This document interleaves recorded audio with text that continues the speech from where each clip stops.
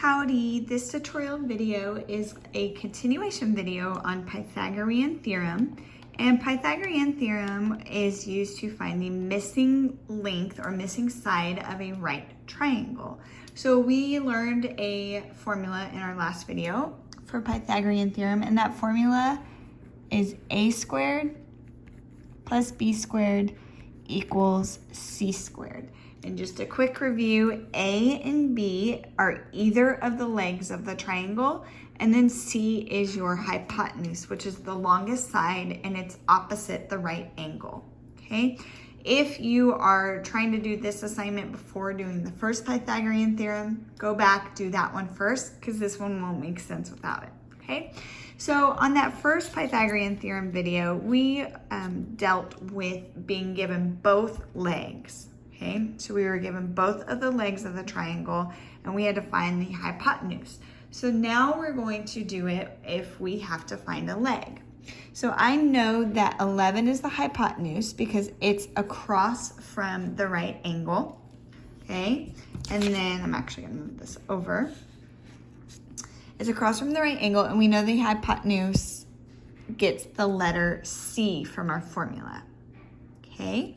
And then we know our legs are A and B, and it doesn't matter which leg we call A, and it doesn't matter which one we call B, okay? So I'm gonna go ahead and call this one A, which means that this one here is gonna be B. And remember, it doesn't matter. You could switch them if you wanted to. Just A and B have to be the legs, C has to be the hypotenuse, okay?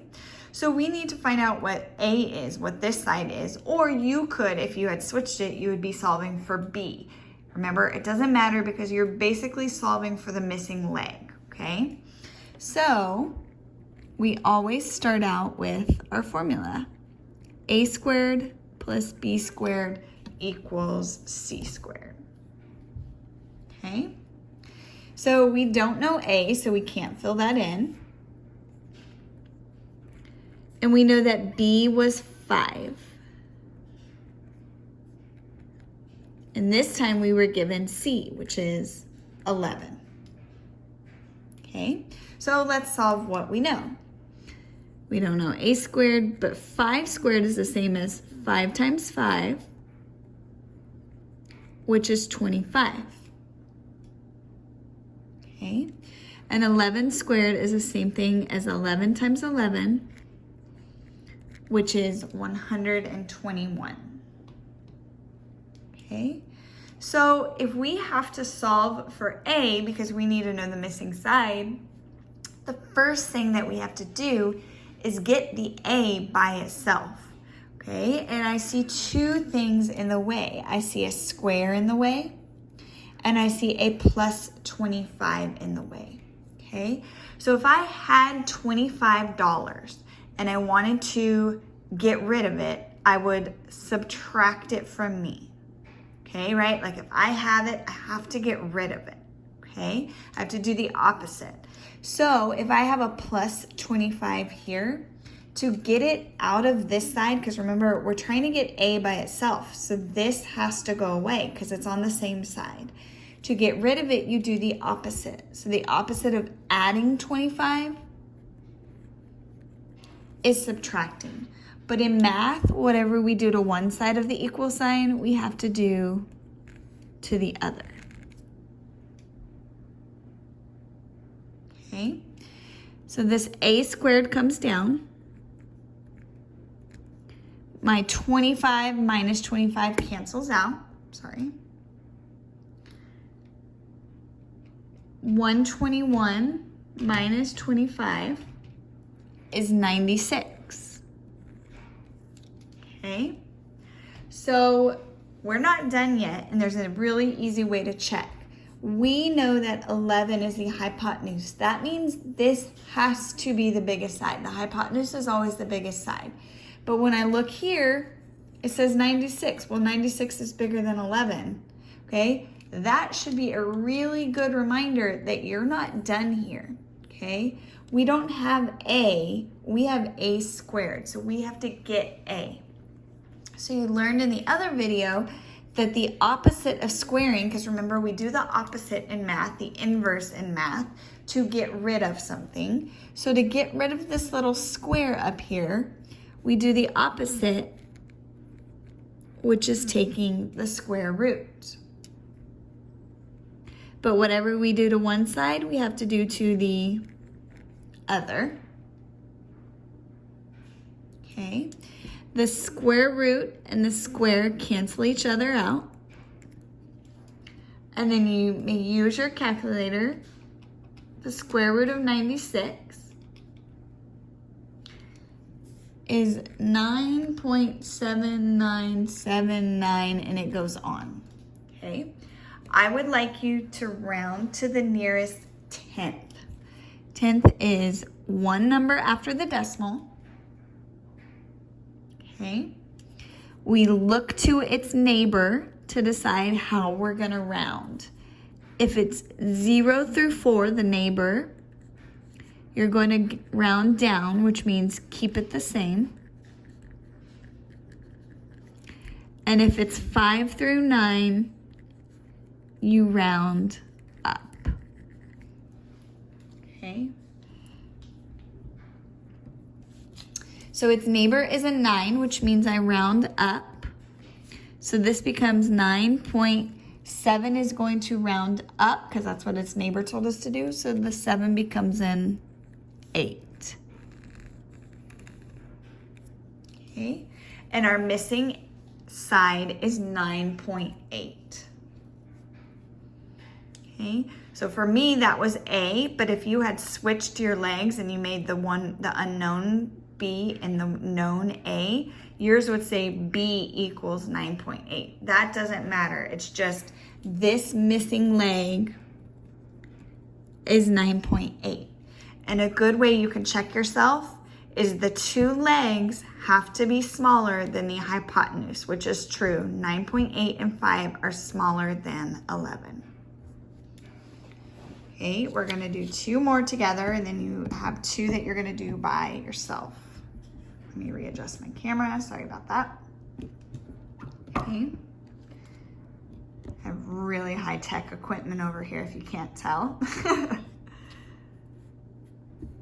Kidding, of course. Okay, so on number 2, looks like I need to find this leg. I know that 13 is the hypotenuse. It's across from the right angle, okay? And I know the hypotenuse is the longest side. And the hypotenuse is C. Okay? 8 could either be A or B. It doesn't matter. It's a leg. I'm going to make it B. Okay? And I'm going to make the unknown leg A. So now I'm going to use my formula and I'm going to plug in what I know. A squared, I don't know that one. B squared is 8, or B is 8, excuse me, and it gets squared. And C is 13. Okay. A squared plus 8 squared is 8 times 8, which is 64. Okay. And 13 squared is 13 times 13, which is 169. Okay. So before we can know what A is, what this length is, we have to get A by itself in this equation. So the square has to go away and the plus 64 has to go away. So to get rid of plus 64, you have to subtract. You have to do the opposite. But whatever you do to one side, you have to do to the other. Okay. So I'm left with A squared. My 64s cancel out. And then 169 minus 64 is 105.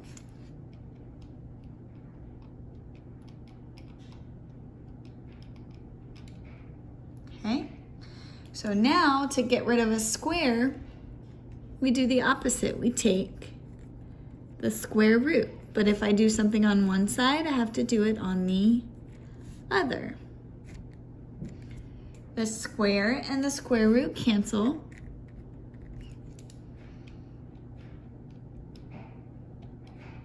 And the square root of 105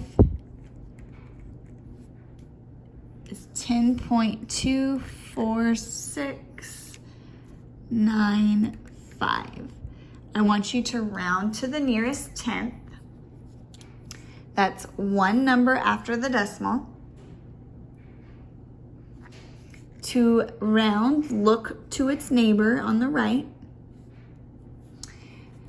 If it's 0 through 4, and it is, we're going to round down, which means this number stays the same. It doesn't actually go down. Round down means stays the same. So it's 10.2. So this side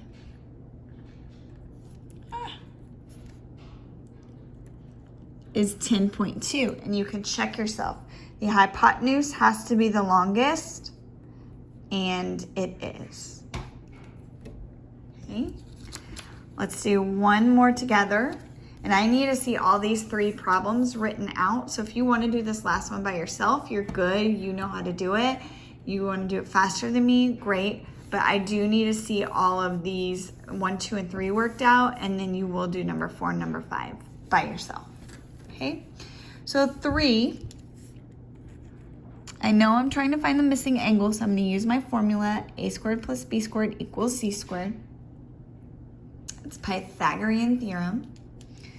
And let's make 10a, that's a leg. 12, let's make c because it's the hypotenuse. It's across from the right angle. Okay.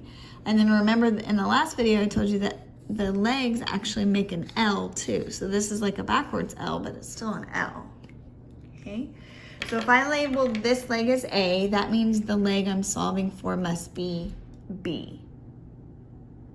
Okay.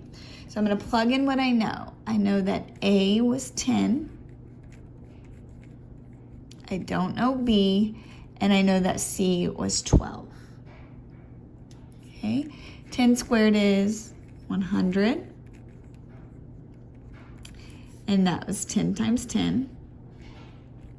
And 12 squared is 12 times 12, which is 144. Okay, so I need to solve for B, which means B needs to be alone. And it has 100 to get rid of and a square that we have to get rid of. And in math, you don't erase to get rid of. You actually have to do the inverse, the opposite. So if I have 100, to get rid of it, I subtract. It's called balancing equations, but it means when you do something to one side, you have to do it to the other. This cancels out right here. Okay. And b squared, 144 minus 100 is 44. Okay. So to get the b by itself, to get that square out of the way, I take the square root because those are opposites. But if I do something to one side, I have to do it to the other. So these cancel out and I'm left with b. And then the square root of 44 when I use my calculator is 6.633, and then it continues. I want you to round to the nearest tenth. That's one number after the decimal. Look at its neighbor.